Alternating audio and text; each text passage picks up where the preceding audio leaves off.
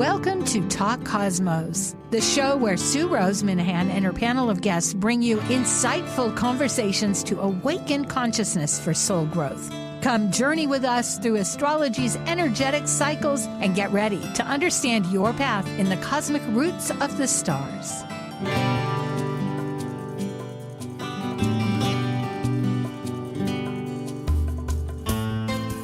Hello, and I was going to say Merry Christmas, but maybe it's not that far off, right? It is Easter for those folks that do celebrate because it's the Abrahamic traditions. Muslims don't celebrate Easter. However, they do recognize Abrahamic traditions. And the world is a large place with many groups as we are now decentralizing and interconnecting like a little web. I was going to say a web cage. I don't think a web cage is the right word, but a network of little cells, like a beehive cave, right? Okay, not a cave. Okay. The point is today is March 31st, and this is a wonderful event that we have 4 times a year, and it is called Astro Jam. And I'm trying to remember, I don't think we have any music for it. If we do, we are ready for it. Astro Jam is a fun and exciting reenactment where a group of astrologers bring 2 mystery charts to life. Here, planets speak their archetypal consciousness to us, just like they do in our minds and hearts. Playing out the chart's planets like a spontaneous music jam, this is your cast of Astro Jam. Yippee! I have them. Israel Ahosi from England. And he has a diploma in psychology of astrology, and he also is a full-time practitioner and teacher of astrology, tarot, philosophical, esoteric teachings. And he combines traditional, medieval, psychological, and Vedic techniques to provide his guidance for consultations. His website, you can see it here, is sacredplanet.co.uk. Thank you, Israel. We were on the one team that we have. Then we have 2 teams. The next is Justin Crockett Alfie. He's an archetypal astrologer, a teacher, an author. His professional, he combines Western ancient astrology and modern psychological astrology, along with Eastern Vedic astrology. And he specializes in predictive, electional, and karmic astrology. He does astrological research, and he focuses on mystical, occult side of astrology. He's a certified aromatherapist, essential oil specialist, an herbalist, a yoga instructor, and his site is Justin Crockett. Thank you, Justin. We also have, and I hope he's here, Sean Kelly. Is Sean Kelly here? Well, Sean may have had a situation and we miss him. He's always so stellar. But I will give him a little PR. He has Anthology Brands. He's a real marketing specialist with his own huge companies. And he's also an evolutionaryastro.com. We have Marie O'Neill of PadmaLifeCoaching.com. And Marie is a life coach, astrologer, speaker, past life regression facilitator, and astrology conference lecturer. She teaches a class at Kepler College, co-hosts a YouTube program with Kepler College. She's a distinguished Toastmaster. She published a book on the Lotus Open and presents 2 virtual healing retreats every year. So thank you very much. That's PadmaLifeCoaching.com. And we have, I hope, Jennifer Ng. We may have a very small group here. Aha, there you are. Jennifer, hi. Jennifer Ng is JenIngress.com. She practices the Bachi, 4 pillars in classical feng shui of the Yellow Hat sect. And she's an horary forecasting synastry astrologer, consulting astrologer, practices a blend of Western traditional and modern astrology, and lectures, and the co-president of Astrology Toronto, Inc. Thank you, Jen. It's great to have you. We also have Ray Rutter, the publisher and CEO of The Mountain Astrologer, and a second-generation astrologer preferring the title Astromancer, for which holding space for sacred language play. And her website is mountainastrologer.com and also the neptuneunderground.com. Thank you, Ray. It's great. Well, I think we're on board, except that one team might need, well, it'll be there's Sean. Da-da-da-da-da-da. Last but never least is our great Sean Kelly. And Sean Kelly, yes, hello. Innately understood the archetypes when he first saw their chart back in college, and his anthologybrands.com was really his website. We'll go for consultations, go to evolutionaryastrology.com, astro.com. He's worked with many renowned astrologers: Kelly Fox, Jan Spiller, Henry Seltzler, Michael Luton, Rick Levine, and Jeff Jower of tarot.com, which he drove their business. And we are so glad to have him. Thank you, Sean. Thank you. Okay. We have two teams. And thank you, Nathan, for that great background. We'll get this together. I think it can stop. All right. Today, what we've decided is that we have a clue. This is for also our audience. Today is March 31st, Spring Astro Jam. It's discovering the planet's archetypal wisdom. We have 2 mystery charts and 2 teams. The mystery charts are unknown. However, each team will get a clue. The other team provided this clue and chart. But nobody knows if it's a person, thing, place, or event. However, it is focused on the theme, and the theme is the Abrahamic traditions, or perhaps Easter, in some wide, grand scheme of things. So the astrologers, they improvise, they interact with the planets, they talk, because this is how they might speak in our brains. Even if it's a thing, they're still having a dialogue, is energy. And we've decided on another facet. When the team that created this mystery chart thinks that somebody on the other team has it spot on, they're going to make an exclamation. Now, we haven't decided, so we're going to do whatever fits their fancy. It could be Rika, or it could be clap, or it could be a snap. It could be a bell. Could be, yep, something. But it'll be a little bit like birds chattering. But you know what? That's also how it happens in our brain. And sometimes, and maybe somebody won't think about that, and it'll only be one person that thinks it's right on. Who knows? There's no right or wrong, because that's the mishmash of the brains and the energy and the constant evolution, creation, and destruction that Kali and so many other mythological greats of our lineage tell us about. So here again, we have, for those people that go online, a little information about each of our wonderful people and a little bit about Top Cosmos. So you will see a few different, for many of you, you know these, and it's not that complicated. They're all they've been around for a long time. Vesta, she's a goddess of the hearth, sacred fire. And then we have Hygeia, another asteroid goddess of good health. Then we have 2 that maybe may not be so common. And unfortunately, I am so sorry to tell you that I tried, but the chart was old enough. That's a clue, another clue.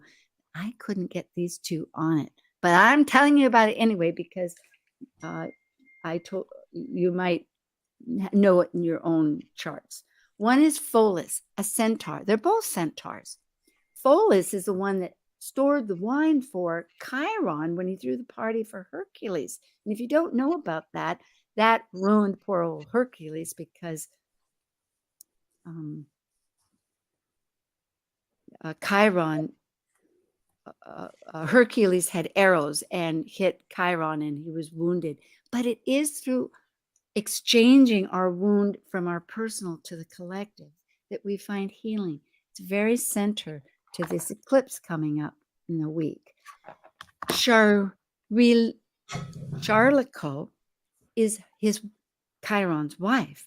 Now, it was explained to me by a wonderful guest on Kaleidoscope Visions that she is the healer that holds and is the midwife that holds the healing within, whereas Chiron has the herbs and all the medicine without. Together they make a great team.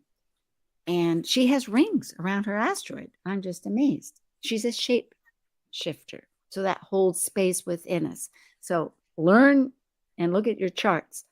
The first team is going to be the guys, as it turns out, and then the gals and guys, as you see, yes. And so that is Israel Ahosi of England, Sacred Planets, Justin Crockett-Elsie of Port Angeles, Washington, JustinCrockettElsie.com, and Sean Kelly of Mount Shasta, California. That's evolutionaryastro.com and anthologybrands.com. Okay, the clue, a cross in the sky.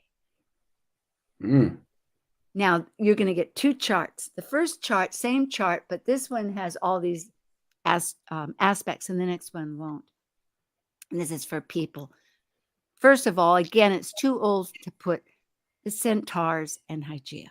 But we have an out-of-bound planet, and that's Moon and Mars.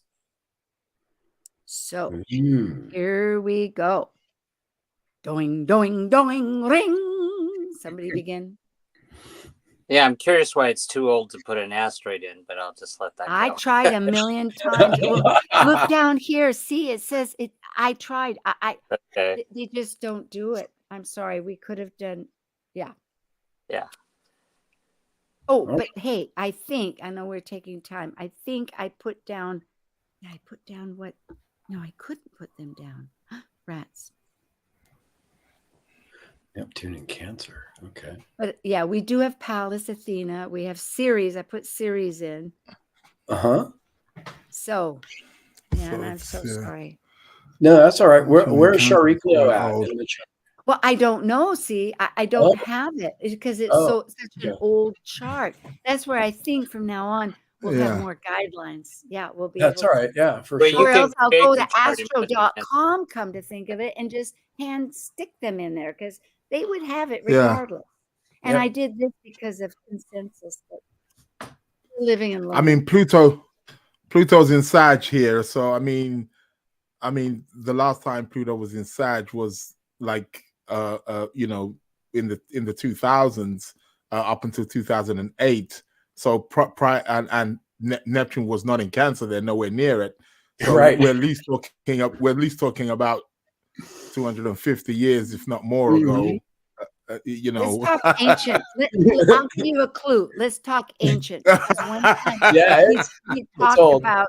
Yeah, it's old, baby. It's old. So it's old. Yeah. Even older than that. Maybe in the 500s. I don't know. I am the moon in Cancer, and I just am prescient. I see and know and feel consciousness 100%.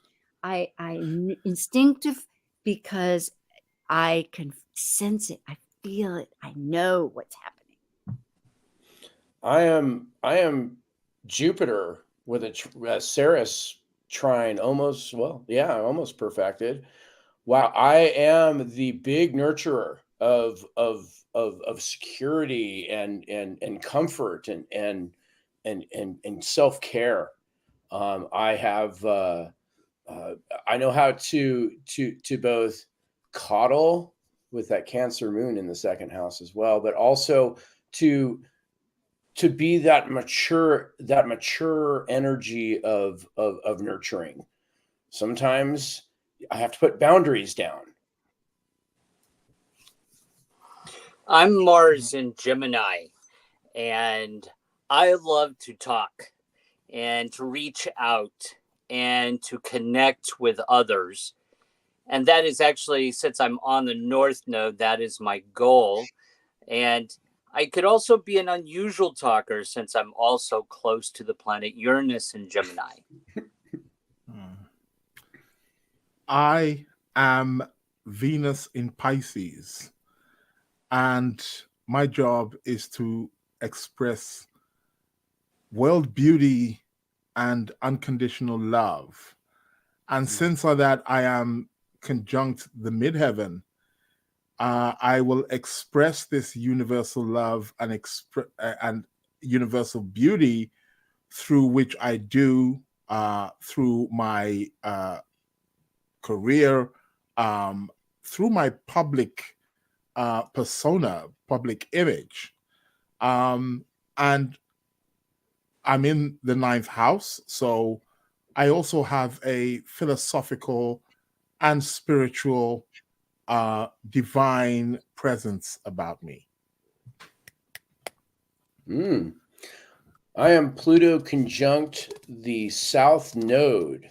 I am here to transform what was into a whole new way of being.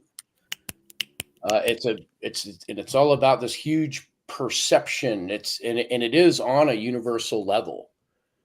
I kind of want to guess the chart, but I'm gonna. You could at any time. We could talk. Can I jump on Sean's Pluto there a little bit here? So I'm also with Pluto on the South Node. I can be a risk taker here, and I need my sense of freedom. And there's a change. I'm here to change people's perspectives about religion and philosophy and belief systems. Eureka! Yeah, you guys got to go. Okay. I'm going to be Saturn. Saturn in Virgo. I am the planet of structure, responsibility, and tradition. And the fact that I am also conjunct the IC, which represents one's roots, which represents family, the background. I am the foundation which the chart rests upon. There is something hugely traditional about what I represent in this chart. I bring a strong sense of tradition, which is something that's there within the past, something inherited and connected to the backbone and the family of this chart. I want to tag on that with Israel there on that Saturn there, because that is definitely about speaking words that sacrifice to create. So I'm teaching and learning sacrifice to create something new. Right. Yeah. Wow. Woo! I like that. Who did that? That was great. You got a cowbell. We need more cowbell. Yeah. Oh, right. Yeah, we can get Nathan to. Do you want to guess it? Who was going to guess it? Oh, what happened? Oh, we lost. We lost Justin. Oh, we lost Justin. I think maybe. There's Justin. He's coming back. Somebody's coming back. Here he is. Yeah. We got you. So we got you. Did anybody do Neptune yet?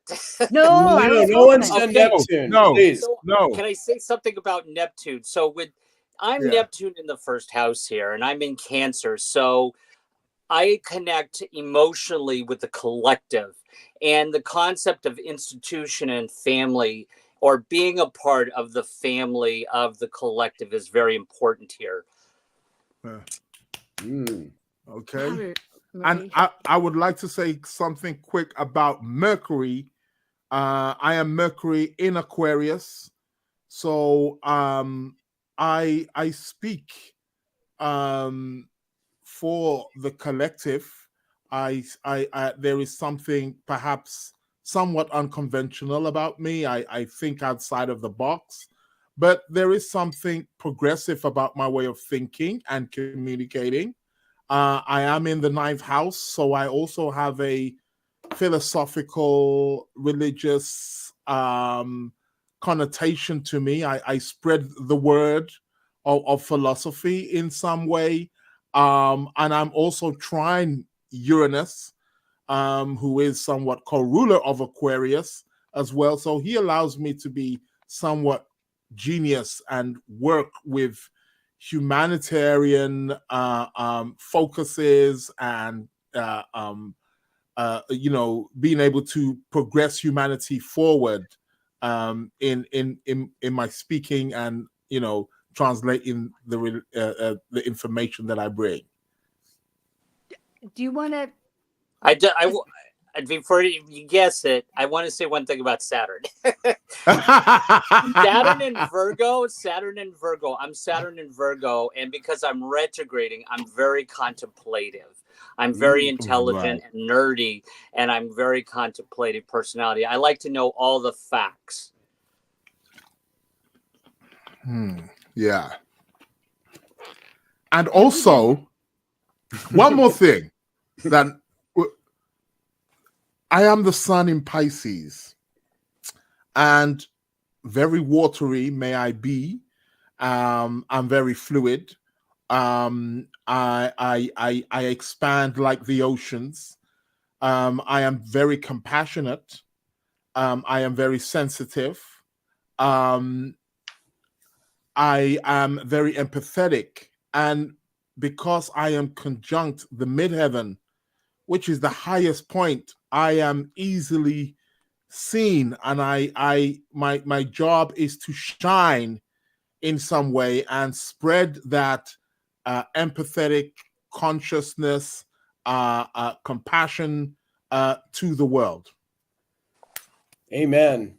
Amen. Yeah, with that sun, create to sacrifice and sacrifice to create. And it's very public. Of course, Venus trying the ascendant. It's over love. And this person or this event, they also have Pallas and Capricorn. So there's this architect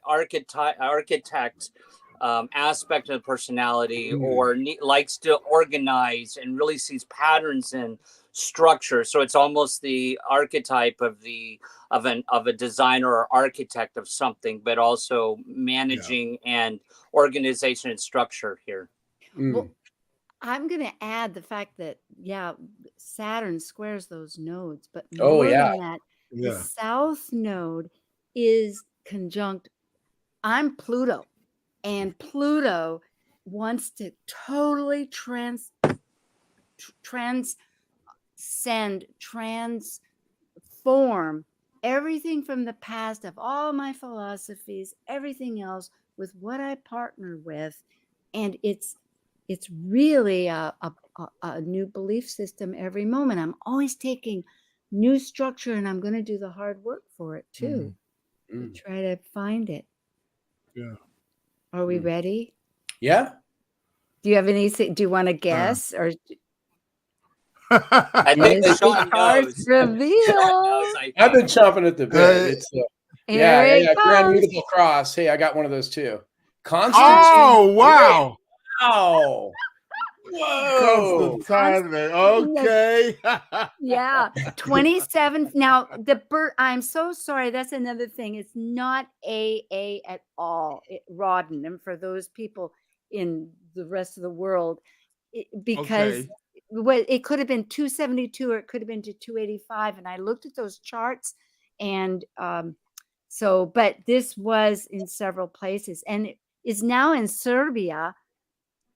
Yugoslavia is where he was born. So this is when this wasn't when he became I'll tell you more. Okay, so he was the first Roman emperor for Christianity. Okay. He it was a battle. It was the Battle of the Milvian Bridge that he everything that he saw this thing in the sky and pledged everything to the Christian God. But what it said was there's ambiguity, and it says, in this sign conquer. So, but then later on, it also said that perhaps he saw a vision of Apollo, because he was very forgiving with the pagan people at that time. But he also stopped 300 years of persecutions of the Christians, although it's sad to say that many years after his death, the persecution of pagans started up. But with that said, he had the good and the bad. I mean, he did different things. That he did what he did. He changed the world. He opened up Christianity for I think it's on the next slide, right? Yeah, the emergence of the Roman Empire as a Christian state. And with all that said, but so he did a few things, like a prisoner was no longer to be kept in total darkness. Oh, how horrible.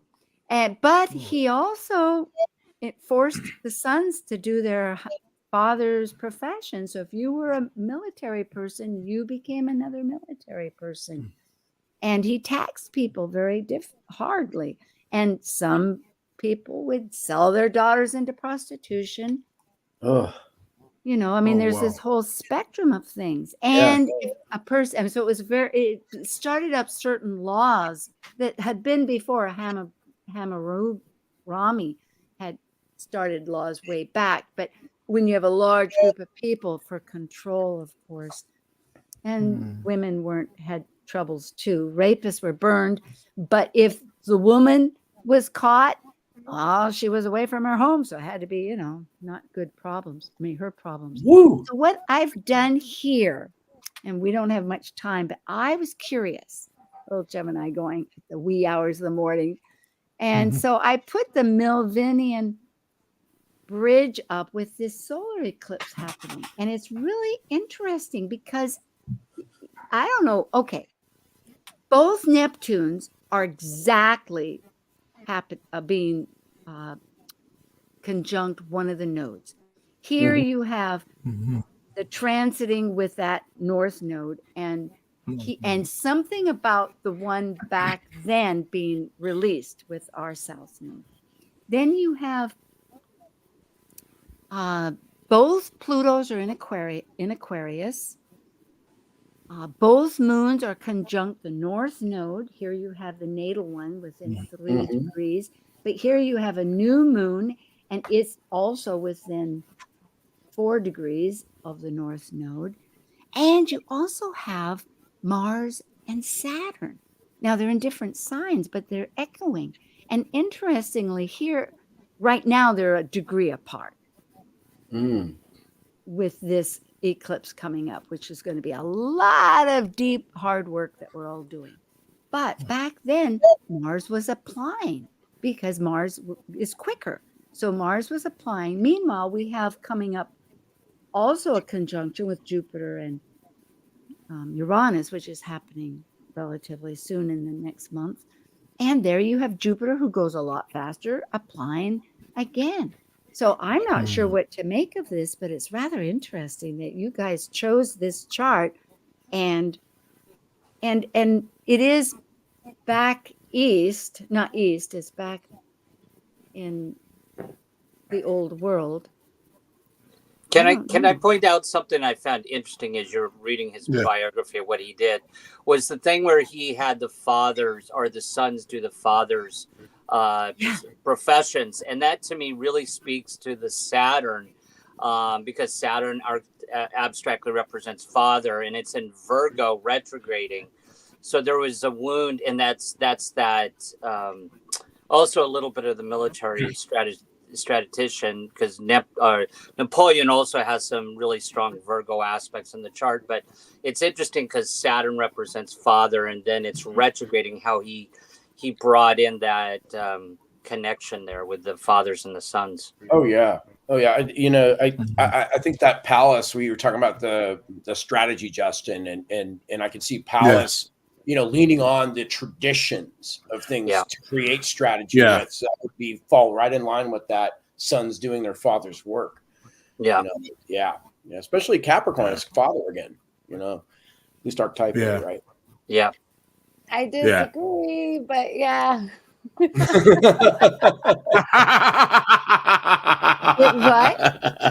I said I disagree. I find Saturn to be incredibly feminine. It represents both parents. It's parents. Wow. Well. To say both of you are somewhat correct, because traditionally, in the daytime chart, Saturn represented the father. In a nighttime chart, Saturn represented the mother. So, and I am a nighttime chart. There you go. Wow. So yeah, both of you are onto something. And it is in Virgo, ruled by wonderful this and that. Well, and I love that you Gemini. guys brought that up. Gemini Lexi, isn't about male or female. Well, the forward thinking, Mercury in Aquarius as the ruler of that Saturn, and how in a lot of ways, like to us, it's now traditional. However, bringing Christianity to the forefront the way he did was very revolutionizing at the time. It was very, Yes, new world. So, it was. And he did unify like a family. That part about the Cancerian energies there. Everybody came together. He wanted well, and I know they talk about his mother played a really big role in his conversion to Christianity. I also think it's really interesting with Christianity being monotheist, and so we have Jupiter in Leo, and then the sun is the MC is approaching the sun, and so we're getting that focus of just like one ruler or one god with Christianity opposed to paganism. Yeah, very true. Well, thank you, everybody. We're a bit past our break, but we'll come back. You guys, thank you. Yeah. Yeah. Maria, across in the skies. Gee. Okay, we'll be back. Astro Jam.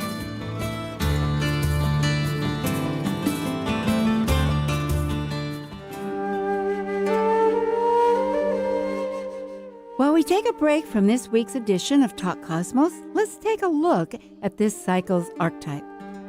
We're currently in the period of Aries. By leaving a cycle based upon completion, the energy of Aries sparks initiation, creating action to separate into a new cycle of life. It's a fire sign, which means it will involve great emotion. And because separation may create resistance, it also takes great courage to break away to new ways of becoming. This is Martha Norwalk. Every Sunday morning, beginning at 9 a.m., thanks in part to newprosupplements.com, we cover the world of animals. This week, April 7th, it's Shelter Rescue Sanctuary and anything that helps our animal friends Sunday. We'll check in with our regulars, Meow Cat Rescue, Help Animals India, and Animals24-7.org. Plus, we'll hear from the Ananda Institute of Living Yoga and about all the great events coming up there this month. Hope you can join us. Martha Norwalk's Animal World, Sunday morning, 9 a.m. to noon, right here on Alternative Talk, AM 1150. Talk Cosmos brings insightful conversations to awaken consciousness for the soul growth with hour-long programs every Sunday at 1 p.m. Pacific on KKNW. Talk Cosmos weekly programs are also available to watch live on the Talk Cosmos YouTube channel and Facebook page. While you're there, make sure you click the like and subscribe buttons so you get the full Talk Cosmos experience. Or if you'd rather listen to the show archives with audio only, the entire podcast collection since 2018 is available on most podcast carriers. And to find out about upcoming programs, sign up for the newsletter at talkcosmos.com. So grab your coffee, tea, or kombucha and enjoy the show. Talk radio that will get you thinking. Alternative Talk 1150. Hello, here we are. And we are going to begin with the next phase. If somebody, all of our 6 astrologers, including myself, that's 7, we all do consultations. You can all find us in many facets there. I happen to be doing an extra talk with Liz Mouchette on her YouTube. I know Justin is also. But if anybody else has a class or something in particular that they want to talk about, because we want to get to the next channel, tell us right now. Does anybody, Sean or Israel, Marie, Ray? Well, I have a class coming up with Kepler College, Fundamentals of Life Coaching Skills for Astrologers, beginning on May 11th. You can find information through the Kepler College store for that class. It's where I teach astrologers how to add life coaching to their skill set. And also my next virtual healing retreat is coming up on June 18th and 19th, harmonizing with the cosmos. That's it. Thank you. And Jen, do you have something? Thanks, Marie. I'll be doing a 2-day workshop with the Scottish Astrological Association the weekend of Saturday, April the 20th and Sunday, April the 21st. And I'm continuing to teach Chinese astrology classes for anybody who's interested. And if Ray or Justin, if you have, whether it's astrology or not, it's great to share. I know the latest issue is out. One of the articles in there is on Eris and the astrology of belonging. And I think it's an important topic right now for all of us. So check it out if you haven't already. And thank you to each and every one of you for being in community here. Yes, indeed. And I will say that with Justin, I don't know what's going forward, but just a week ago, all of us here were involved with Astrology Day with East West Books. I helped organize it also with Justin and Denny Luna. And I think that's also for sale still. I'm not sure. But it was a wonderful event. And so if you're interested in getting an idea of 2-hour show of what we were talking about for the season, look at eastwestseattle.org. Justin, do you have anything else that? No, not at all. Let's get to the next chart. Oh yes, indeed. I know. I'm with you. Hey. Thank you. Enough. Yeah. Maybe Israel has something going on. Well, there's always something going on with me. I'm teaching again, whether it be beginners, intermediate, and advanced astrology. So people can sign up at any time. There's weekly classes every week with questions and answers. There's also recordings available for anybody who signs up, and all the information is there on my website, either at www.sacredplanets.com or www.sacredplanets.co.uk. Either one, the details are on there. So beautiful. All right. This second panel team will be the ladies. We're going to mix it up next time. I'm just going to pull them out of a bag, and that'll be how it is. It's Ray Rudder of Nevada City, mountainastrology.com, and the Neptune Underground.com. Jennifer Ng of Toronto, Ontario, Canada, and that's jeningress.com, and Marie O'Neill of Santa Rosa of California, of PadmaLifeCoaching.com, and her book, And the Lotus Open. So the clue is in common with heaven on earth, broom, bar, and lab chemicals. Oh my goodness. You guys. Out of bounds, we have Mercury, and for the public, communication, Ceres, nurturing versus grief, who happens to be 4 degrees Capricorn, conjunct, you're getting more clues here, conjunct Jupiter, and Hygeia of health. I had to add her, ladies. I know you don't, but she is 10 degrees Cancer, exact on the ASC.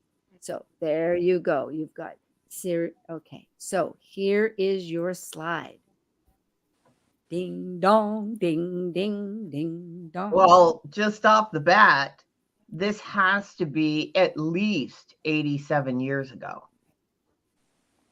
I'd say I'm the sun in Sagittarius and I have to philosophize. That's all there is to it.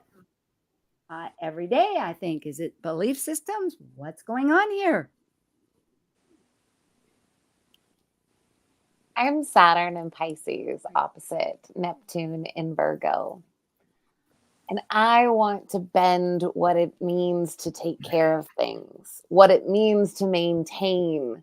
And I want to have my elders and my authority not just tell me what to do, but walk the talk and show me in their actions. Ding, ding, ding.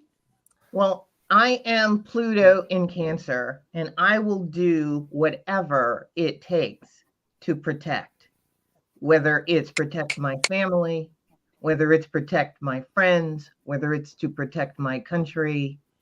I identify with that role, and I will hurt you if you.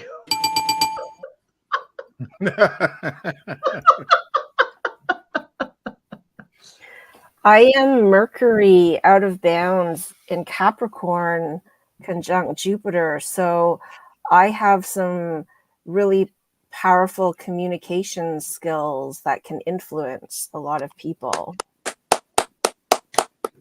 It's right on my descendants. I am South Node in Gemini. I am speaking through my wounding, and it's a wounding of what I've actually said, how I've perceived things, how I talk. And it's a deep wound that basically based on how I am communicating to others. I'm Mars in Libra, square Pluto. I express my energy and sometimes what we might call masculinity in a different way, in a way that sometimes can come off as soft. But as I approach Pluto, I am asking you to bend your definitions. I am asking you to question what strength means and what does it mean to allow vulnerability into that definition. Mm-hmm. Yeah. I am Venus. I am Venus conjunct Moon, disposited by Saturn in mutual reception with Jupiter in Capricorn. So there's a theme. I really need. There's a strong theme about my belief systems and teaching, or there's something big and expansion, because I'm Sun in Sagittarius with the North Node. So I really feel pulled to expand or explore or teach in a big way. I am Saturn in Pisces in the 8th house. And my foundation is in water. It's actually etheric. It's actually otherworldly. It's not concrete. This can, of course, cause me angst and issues because my Saturn is connected to my wounding too, because of it being square the nodes. And I know that I must work on my structure, my foundation, I must mature in my belief system and how I think about my masculinity and about my otherworldliness and about the divine. I must mature in that area, and I have strong beliefs there. I am Uranus in Taurus, almost applying conjunct to the MC partile, almost partile. Well, 5 degrees away from the MC, and there's I'm electric. I'm unusual in how the world sees me with my moon and Venus in Aquarius. So there's something revolutionary or unique about how I stamp on the world. Yep. Okay, I'm that Cancer ascendant, ruled by the moon in Aquarius in the 7th house. I'm seeking a sense of home. I'm seeking a sense of sanctuary. And yet where I will find that will be in weird others and unusual communities that I create around me. Yep.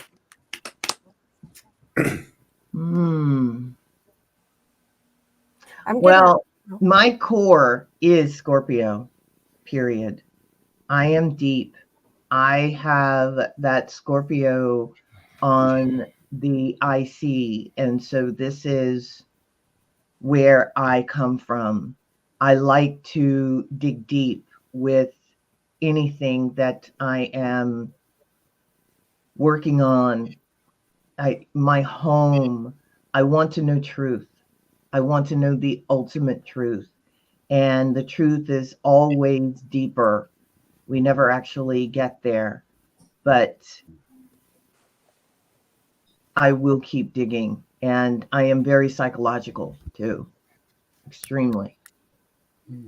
I am Neptune in Virgo opposed Saturn, and I want to add more to that voice, that I'm about structure because of my Jupiter, Mercury, and Saturn, but I'm not so much about materials because I'm Neptune in the 2nd in Virgo opposed Saturn in Pisces in the 8th.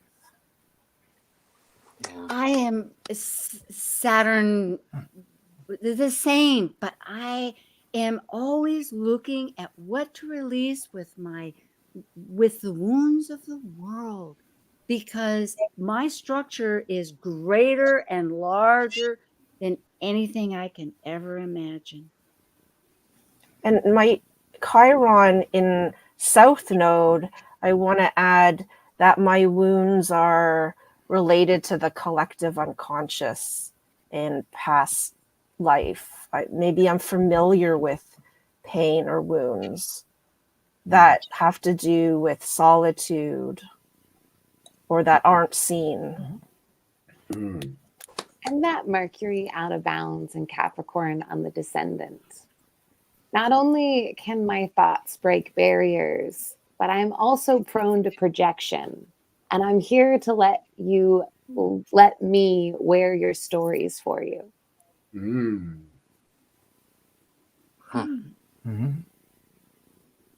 Okay, can I take a guess? Yeah. You can. Is this Mother Teresa? Now we're revealing the chart. Ding dong, ding dong. Good guess though, Marie. Oh. Pope Francis. We actually did Pope Francis back in January of 2022. Oh my goodness. Oh, yeah. I was going to say, I have no idea. Yeah. But Okay. it was appropriate. So it's it was Jorge, wild because Mario, Virgo. Very good guess, though. Well, and interesting that both charts had mutable crosses. yeah, and a strong Saturn, a strong Pisces Virgo dynamic. Yeah. Right? You know, but this gentleman was a bouncer at one point, like a bouncer at a bar. That's crazy. Yeah, that's awesome. And a chemist almost. And he used a broom. He swept. Yeah. I mean, he was a janitor. Oh, and he was a yeah. I've totally forgotten our clue. Oh yeah, me too. I was like, what kind of riddle is that? I don't know. Nobody gave it to me. Yeah. I was struggling. I thought, oh my God. And I don't want to tell you it's a person. So it was sort of like, Well, I like this cooks his own meals. Like there is this very like I will practice what I preach. I like the, Oh, I But love he it. came from a very unusual place within the Catholic community too. He was a Jesuit priest Oh, and the first non-European Yeah. pope since the right. year 7041 AD. Wow, Over 740. 1,000 Wow, that's years. crazy. That That's is right. really something. Wow. And great humility. You know, when you various ones of you talked about that, he was like, and he wants to build. He's the one that wants to bridge the world for everybody. So I also was curious of this, and you can look at it more. I had to see his chart with that battle of Milvivian because we didn't do that battle, right? We did Constantine for the Spurs, but this is the beginning of Christianity. And they actually have a date. They don't have a time. It was October 28th, they think, in 312. Well, if you look at the only thing is, and perhaps you can tell me, but look at that. Jupiter is smack on Yeah. within 10 Incredible. minutes. And then, of course, Uranus is smack on the North Node. I mean, sorry for us people. I mean, for the people that can't hear me, it's Jupiter is 3 degrees Capricorn and Uranus is 24 degrees Sagittarius with the North Node. Right. So it's natal and transit. Woo. It's almost as though he was there at that battle and came back to deal with. You wonder. I really respect and admire this Pope. However, there was something recent this month or past month about surrogacy. And I was a little, I guess, disappointed in he spoke out against surrogacy. And I thought that was, I guess everybody has a limit, but he seems so progressive. Well, look at, I got to jump. Yes. We'll keep that in the hat. Mars is square Mars exactly within, could be exact. I mean, look at that. Cancer. Well, I find it interesting you're talking about surrogacy, and then he's got Hygeia and Cancer on the ascendant. Traditional. Fertility, the mother, and family. You know, he is going into his Saturn return. He's got that Mars Saturn conjunction on the eclipse. That's right. That's right. Yeah. I'm sorry. I'm trying to get back to a chart where you could see something better. I apologize. Yeah. It's interesting. When the chart first came up and I saw Pluto in Cancer, I immediately thought that's the World War II generation. That older but then I wasn't sure, how old these charts can go back because they're not always in our century or millennium. Right. Yeah. Now, Hygeia is on his ascendant, and this is an AA Rodden. I mean, as Justin had pointed out, and it says in Wikipedia too, that he actually had chart birth certificate in hand. So that's an important factor. And look at these out of bound planets. Well, and interesting too, I have no idea what his line of thought is on surrogacy, but with the, moon in Aquarius conjunct that Venus, and especially as we move into like Pluto in Aquarius and a lot of AI and these external wombs, like maybe it's this idea of wanting to not go into that, what he considers alien space. Yeah. I mean, it's interesting because I remember it was first in vitro fertilization. And there's always that conservative argument about what's natural and not. And then at some point, there was like the first 25-year-old who was conceived through in vitro fertilization. And that's pretty much now nobody questions it. And so it's just the new pushing the boundaries of, we can grow artificial organs. Yeah. Oh yeah. We can print them too. Yeah. Well, I like the fact that, that opposition that he has with Saturn and Neptune, that's pretty severe. And square Neptune. the South Node with Yeah. Chiron. Right. And it seems to me he is really, and that Saturn might be protecting the 8th house from some kind of sensuality, and he stays up in the sky with his Yeah. ideas. Yeah. I was going to Getting say to the one higher thing. level of Neptune. I was Can't going to be say easy. one thing too. He has issues walking, and he's got Sag in the 6th house. Mm. Ah, It's, And yeah. he had a disease, Oh, like yeah, some yeah. lung thing. When we were That, looking at that chart, I did wonder with all the 6th house stuff if there was any health He dynamics. did, yeah. as being, well, Yeah, he like went that's- to Canada to help the indigenous people there that would be in a wheelchair. And I think that was because he was injured at one time. I wasn't sure. Oh. So, yeah, maybe that's a Shaggy Dog story. Thank you, everybody. Israel, Ray, Justin, Marie, Jen, Sean, Astro Jam, come back again. We are so glad to have you. And Thank you for joining an insightful fun. conversation on Talk Cosmos, the show where Sue Rose Minahan and her panel of guests awaken consciousness by connecting soul growth patterns with astrology's energetic cycles. Be sure to tune in next Sunday, 1 p.m. Pacific Time, to continue your journey through the roots of the cosmic pathway.